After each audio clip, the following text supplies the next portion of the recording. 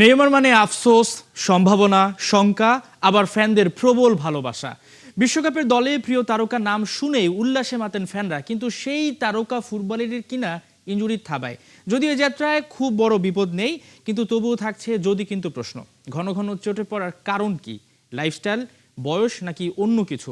দর্শক, বিশ্ব ফুটবলে অনেক কিছুই ঘটছে, সেসব বিষয়ে আলোচনা করতে চাই নেইমারের ইনজুরিতে পড়ার কারণ, এবং তাকে নিয়ে অনেক শঙ্কাও থেকে যায়। ইনজুরিটা যদিও ছোট, এর বাইরে ম্যানুয়েল নয়ের জার্মানির দলে ডাক পেয়েছেন, আর বাংলাদেশের হেড কোচ ইস্যু তো রয়েছে। এই তিন বিষয়ে আলোচনা করতে এই মুহূর্তে ৭১ স্টুডিওতে আছেন জাতীয় ফুটবল দলের সাবেক অধিনায়ক জাহিদ হাসান এমিলি। জাহিদ হাসান এমিলি, আপনাকে স্বাগত ৭১ খেলাযোগে। সেই সঙ্গে শুভ সকাল, কেমন আছেন? শুভ সকাল, ধন্যবাদ আপনাকে। আলহামদুলিল্লাহ, আপনি কেমন আছেন? আমি ভালো আছি। নেইমারকে নিয়ে প্রথমে আলোচনাটা করতে চাই, যে নেইমারের নামটা শুনলেই মাথার মধ্যে চলে আসে ইনজুরি, এবং তিনি খেলতে পারবেন কি পারবেন না একটা সংজ্ঞা। মানে আপনার কি আফসোস হয় কিনা এই তারকাকে নিয়ে? তিনি তো আরো বড় মাপের খেলোয়াড় হতে পারতেন, অনেক কিছু অর্জন করতে পারতেন। হ্যাঁ, অফকোর্স। আপনি যেটা বলেছেন আপনার ইন্ট্রোতে, যে নেইমারের আসলে ইনজুরি হওয়ার পিছনে আসলে তার কোথায় কোথায় প্রবলেমগুলি রয়েছে, লাইক লাইফস্টাইল বা তার অন্যান্য যে জিনিসগুলি রয়েছে।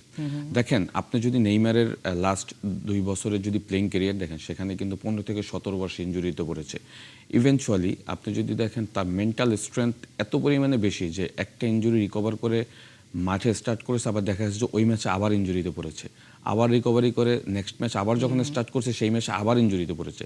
এরকমের কিন্তু সান্তোষ বা যখন সাউদি লিগে খেলেছে তখনও কিন্তু এরকম ইনজুরিগুলি কিন্তু দেখা গিয়েছে। তো সেই জায়গা থেকে নেইমার কিন্তু আসলে যে প্যাটার্নে ফুটবল খেলে, আপনি যেটা বলছেন, আমার কাছে মনে হয় যে তার ইনজুরি পড়ার অন্যতম কারণ হলো প্লেইং স্টাইল। হ্যাঁ, প্লেইং স্টাইল এই কারণে বললাম, কারণ নেইমার যে প্যাটার্নে ফুটবল খেলে, Neymar is a individual player.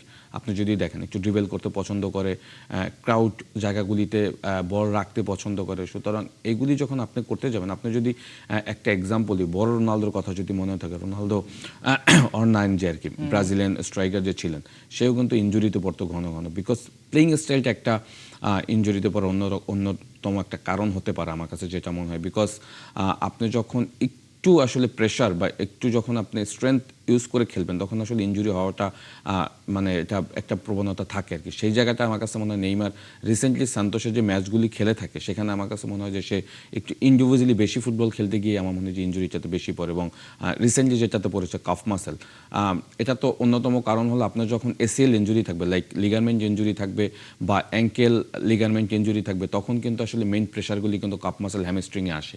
So ওই জায়গাগুলিতে কিন্তু বেশি প্রেশার পড়ে যায়। সো রিসেন্টলি কিন্তু এই ইনজুরিগুলি তার বেশি হচ্ছে। যদি এই ইনজুরিটা তার মেডিকেল টিম বলেছে যে 5 থেকে 10 ডেজের ভিতরে সে রিকভারি করবে। ছোট হিসেবে বলা হচ্ছে, এটা কি মিডিয়াতে আসলে ছোট হিসেবে বলা হচ্ছে, যাতে অন্য কেউ এটাকে অন্যভাবে ব্যবহার করতে না পারে? দেখেন, এখন ব্যাপারটা হলো, আমি যেহেতু প্লেয়ার ছিলাম পার্সপেক্টিভ থেকে, মানে ইনজুরি 5 থেকে 10 ডেজের ভিতরে কাপ মাসেল ইনজুরি বা হ্যামস্ট্রিং রিকভারি করে সো টাফ। এখন দেখা যাবে যে ইনজুরিটা আসলে কোন পর্যায়ে রয়েছে। হ্যাঁ, আর যেহেতু সে এই মুহূর্তে ওয়ার্ল্ড কাপ স্কোয়াডে ঢুকে গিয়েছে, আপনি যেটা বলছেন যে এইটা কিছুটা হলেও আমার কাছে মনে হয়েছে যে মিডিয়াতে হয়তো এভাবে স্পষ্ট করেনি আসলে তার ইনজুরিটা কোন পর্যায়ে রয়েছে। একটু গুরুতর, কিন্তু সেটাকে ছোট হিসেবে বলা হচ্ছে হতে পারে, আবার ছোটও হতে পারে, কারণ এইটা এই মুহূর্তে আমরা বলতে পারবো না। বাট হোপফুলি নেইমার রিকভারি করে ন্যাশনাল টিমে ক্যাম্পে জয়েন করুক, এটা আমরা চাই। 27 তারিখ থেকে তাদের ক্যাম্প শুরু হচ্ছে এবং 2টা ম্যাচ রয়েছে। আপনার কি মনে হয় এই মুহূর্তে কি নেইমারকে সেই ম্যাচগুলো খেলানো উচিত কিনা, বা যে ইনজুরিটা রয়েছে সেটা কি আরো বাড়তে পারে কিনা, বা বিশ্বকাপের যে খেলাগুলোই হবে ডন কার্লো আনচেলত্তি তিনি আসলে তাকে পুরো গেম টাইম দিবেন কিনা, বা ছোট ইনজুরি হলেও সেটা যদি বড় কিছু সংখ্যাটা থেকে যায় তো নিঃসন্দেহে।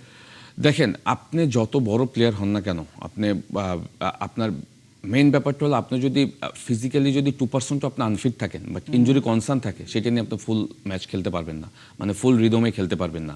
হ্যাঁ, স্মাই প্লেয়ার পার্সপেক্টিভ থেকে বললাম। তো সেই জায়গা থেকে আপনি যেটা বলছেন, এবং টুর্নামেন্ট কিন্তু খুব খুবই কাছে, এবং তাদের আরও 2টা ম্যাচ আছে কিন্তু। হ্যাঁ, ম্যাচ 2টা খেলে কিন্তু তারা ইউএসএতে মুভ করবে, সুতরাং ইউএসএতে সম্ভবত ম্যাচ 2টা। তো সেই দিক যদি বিবেচনা করে, নেইমারের এই মুহূর্তে আসলে এই ইনজুরিটা রিকভার করে ওই ম্যাচগুলি খেলা, আবার ওয়ার্ল্ড কাপের সময় পুরো ফিট হয়ে খেলা ইজ কিন্তু ভেরি ডিফিকাল্ট। এবং নেইমার কিন্তু রিসেন্টলি বেশ কয়েকবার কিন্তু এরকমের ইনজুরিতে পড়েছে। সুতরাং ওই যেটা বলছেন ইজ ট্রু, যে নেইমারের এই ইনজুরিটাই কিন্তু নেইমারের কেরিয়ারে বিশাল একটা বড় ইম্প্যাক্ট হয়েছে। আপনি যদি বার্সেলোনা নেইমারের কথা মনে করেন, তখন কিন্তু রোনালদো রোনালদো এবং মেসির সমসাময়িক কিন্তু আমরা নেইমারকে ধরে নিয়েছিলাম। তো শুরুতে যেটা বলেছেন যে নেইমারের কেরিয়ারে নেইমার আরো অনেক দূর যেতে পারতেন। ডেফিনেটলি নেইমার যে প্যাটার্নে ফুটবল খেলে, নেইমার যেভাবে ফুটবল আমাদেরকে দেখিয়েছে, বার্সেলোনার ওই প্রাইম টাইমটার কথা যদি আপনার মনে থাকে, তখন তো আমার কাছে মনে হয়েছে যে একসময় মেসি রোনালদোর থেকেও ইম্প্যাক্টফুল ফুটবল নেইমার খেলেছে কিছু কিছু সময়। অনেক বেশি আমরা স্বপ্ন দেখেছি তাকে নিয়ে। রাইট। সো এই একটা সময় ইনজুরিগুলি তাকে পিছনে ফেলেছে। অ্যাট দ্য সেম টাইম তার কিছু ডিসিশনও আসলে আমার কাছে মনে হয়েছে যে সে কিছুটা হলো পিছনে পড়েছে। লাইক বার্সেলোনাতে যখন প্যারিসে যায়, প্যারিসে যাওয়ার পর থেকেই কিন্তু আসলে তার ফুটবল ক্যারিয়ারে বড় একটা বাধা পড়েছে, এবং তারপরে তো সাউদি লিগে গেল, সাউদি লিগ থেকে তারপরে সান্তোসে গেল। সুতরাং আমি বলবো যে ইনজুরি, তারপরে কিছু তার ডিসিশন এবং লাইফস্টাইল কিছুটা ব্রাজিলিয়ানদেরও এখানে আমার কাছে মনে হয়েছে যে কিছুটা ক্ষতি করেছে, কারণ হিসেবে দাঁড়ায়। থাকে। তো সেই ক্ষেত্রে আসলে কোচ কার্লো আনচেলত্তি হয়তো এই টাইমে তাকে রিস্কটা নেবে না, কারণ তাকে বিশ্বকাপের জন্য হয়তো প্রস্তুত করা হবে, প্রস্তুতি ম্যাচগুলো হয়তো বা নাও খেলা মিস করতে পারে। মিস করতে পারে। এমনি আমরা তো বিশ্বকাপ নিয়ে আলোচনা করছি, নেইমারকে নিয়ে আমরা একটু জার্মানিতে যেতে চাই। জার্মানির দলটা ঘোষণা হয়েছে এবং বেশ চমক রাখা হয়েছে। 41 বছরের ম্যানুয়েল নয়ারকে ফিরিয়ে নিয়ে আসা হয়েছে। তিনি আসলে একটা সময় অবসরও নিয়েছিলেন। এখানে আসলে তার যে ফিরে আসাটা, এটা কি মানে প্লেয়ার সংকট নাকি অভিজ্ঞতাটাকে কাজে লাগাতে চেয়েছে? এবারে বিশ্বকাপে আমরা যেটা দেখতে পাচ্ছি যে অনেক লেজেন্ডারি প্লেয়ারই খেলছেন, বয়সটা আসলে তাদের কাছে সংখ্যা একটা। দেখেন, ওয়ার্ল্ড কাপ যখন আসে তখন আসলে এই ধরনের ডিসিশন কিন্তু অনেক দেশ থেকে আসে, কিন্তু অনেক দেশের লিজেন্ডারি প্লেয়ার রিটায়ারমেন্ট থাকলেও তারা সেটা ভেঙে আবার জাতীয় দলে ব্যাক করে। আবার অনেক সময় কোচের চয়েস থাকে যে আমার একে লাগবে, এ হলে আমার দলের জন্য ভালো হবে, দলের একটা স্ট্রেংথ তৈরি হবে। তো সেই জায়গা থেকে ম্যানুয়েল নয়ার বলেন, ক্রিস্টিয়ানো রোনালদো বলেন, লিওনেল মেসি বলেন, তাদের তো লাস্ট ওয়ার্ল্ড কাপ হতে যাচ্ছে এটা। হ্যাঁ, সো বয়স যেহেতু 41 এবং তার পজিশন যেহেতু গোলকিপার, সো এইখানে আমার কাছে মনে হয়েছে যে তার পজিশনটা কনসিডারেশনে নিয়েছে। কারণ গোলকিপিং পজিশন থেকে আসলে আপনি এই যে খেলাটা সম্ভব, এবং রিসেন্টলি যদি বায়ার্ন মিউনিখের পারফরমেন্স দেখেন, সেখানে ম্যানুয়েল নয়ারের পারফরমেন্স কিন্তু অসাধারণ ছিল। হ্যাঁ, সে কিন্তু খারাপ করেনি, বেশ ভালো করেছে। এবং যেটা হয় যে জার্মানি বা বায়ার্ন মিউনিখ যে প্যাটার্নে ফুটবল খেলে, সেখানে আসলে গোলকিপার বড় একটা ইম্প্যাক্ট ফুটবল কিন্তু খেলতে হয় পিছন থেকে। হ্যাঁ, কারণ এই ম্যানুয়েল নয়ারই কিন্তু বিশ্ব ফুটবলে একটা নতুনত্ব এনেছে ফুটবল খেলাতে, লাইক গোলকিপার থেকে খেলাটা স্টার্ট করা। তো সেইটা কিন্তু ম্যানুয়েল নয়ারের মাধ্যমেই শুরু হয়েছে। এবং জার্মানির ম্যাক্সিমাম প্লেয়ার কিন্তু আসলে যখন বিল্ড আপ করে, তখন নয়ারই কিন্তু আসলে বিল্ড আপটা স্টার্ট করে। লাইক বায়ার্ন মিউনিখ যেভাবে খেলে, জার্মান ফুটবল প্যাটার্নটাও সেম। তো নাগলসমান যেটা করেছে যে তাকে হয়তো নিয়েছে, আমার কাছে মনে হয় যে এক্সপিরিয়েন্স তো অবশ্যই একটা বিশাল ব্যাপার। At the same time Manuel Neuer আমার কাছে মনে হয় যে ওয়ার্ল্ড কাপের যদি আসরে যদি আপনি তাদের যে টিমটা ডিক্লেয়ার করেছে, সেখানে যে প্লেইং স্টাইলটা হবে, সেইখানে ম্যানুয়েল নয়ারকে হয়তো সুইটেবল মনে করেছে, যার কারণে কোচ বারবার বলছে যে তিনি আসলে ফার্স্ট চয়েস। বিকজ তাদের যদি দুই সেন্টার ব্যাক দেখেন, হ্যাঁ, সেন্টার ব্যাক রুডিগার এবং তারা দুজন যেভাবে খেলাটা স্টার্ট করে, সেখানে ম্যানুয়েল নয়ার কিন্তু আসলে তাদেরকে দিয়ে বিল্ড আপটা কিন্তু ওখান থেকে স্টার্ট করবে। যদি জোশুয়া কিমিচ রাইট ব্যাক খেলে, হ্যাঁ, সো এভাবেই কিন্তু আসলে তাদের দলটা সাজিয়েছে। যার কারণে আমরা শুধু হয়তো চিন্তা করি যে বয়স বেশি বা প্লেয়ার কেন নিল, খেলাটা আসলে কোন স্টাইলই খেলবে, কোচ কিন্তু ওইটার উপর বিবেচনা করে দলের স্কোয়াড সাজায়। সুতরাং যেহেতু ওয়ার্ল্ড কাপের আসর, Manuel Neuer is very experience, তো সবকিছু বিবেচনা করেই কিন্তু স্কোয়াডে ম্যানুয়েল নয়ারকে ঢুকিয়েছে। বাংলাদেশে যদি বলি, ব্রাজিল আর্জেন্টিনার পর যদি ফ্যানদের সংখ্যা বিবেচনা করা হয়, 3 বা 4 নম্বরে থাকবে জার্মানি। সো এবারের বিশ্বকাপ নিয়ে আপনি কি সম্ভাবনা দেখছেন? আগের বিশ্বকাপগুলো তাদের খুব একটা ভালো যায়নি, গ্রুপ পর্ব থেকে তাদের বিদায় নিতে হয়েছিল।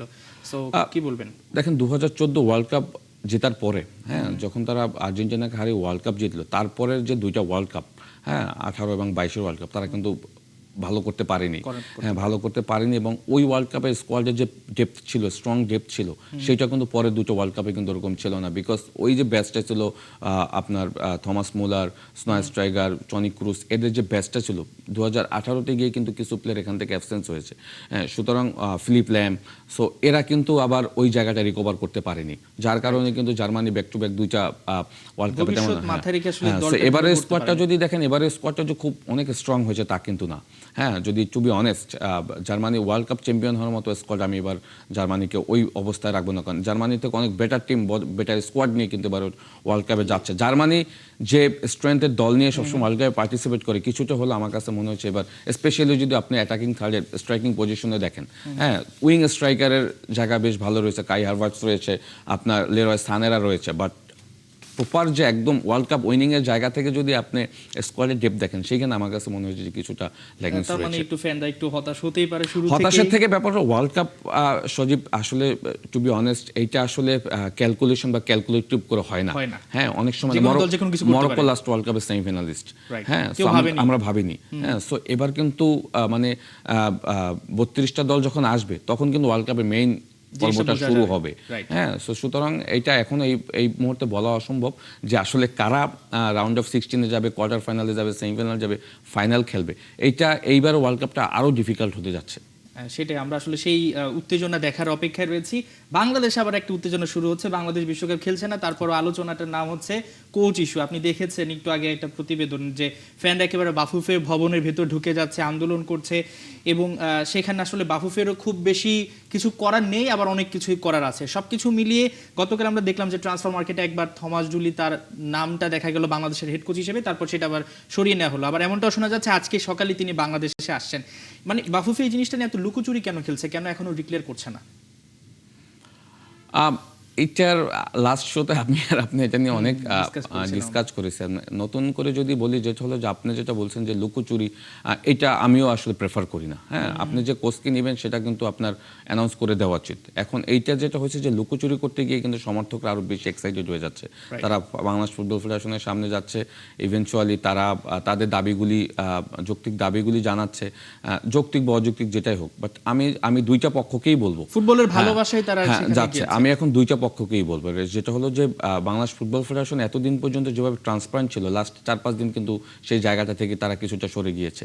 এর আগে যেভাবে আপডেট আপনাদের কাছে দিচ্ছিল যে এই কোচ হচ্ছে, একে এই কারণে নেওয়া যাচ্ছে না, সামনে হয়তো থমাস জুলিকে আমরা কনফার্ম করবো, সেগুলি বলে দিলেই আমার কাছে মনে হয় যে দর্শকরাও তাদের জায়গা থেকে ক্লিয়ার থাকতো, মেসেজটা আমার কাছে মনে হয় সবার কাছে পৌঁছে যেত। অ্যাট দ্য সেম টাইম সমর্থকদের যে যৌক্তিক দাবিগুলি, সেগুলো হলো যে ক্রিস কোলম্যানকে পাননি, আপনার ব্রেন স্ট্রককে কেন নেননি।